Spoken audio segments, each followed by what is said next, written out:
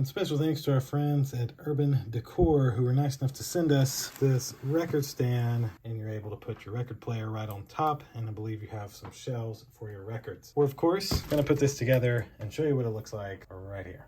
All right, so now we have put together our record player stand. It does include a little set of instructions telling you how it all goes together. It includes an Allen wrench Phillips head here to put everything together, although I'd recommend a normal Phillips head, as well as a couple of extra screws and pieces in case you need them. But this is what it looks like. You're able to set your record player right here on top, and then of course you can slide in a handful of records here in these slots. It all screws together nicely. One of the best parts is the bottom has these little soft pads, so you won't have to worry about it scratching up your floor or anything like that. At the end of the day, this is a perfect item for somebody who still has records and a record player in their house, and they want a nice way to display it. Thanks again to the company who was nice enough to send this record player stand to me to demonstrate and show you what it looks like. Thank you all for watching, and we'll see you in the next video. Deuces.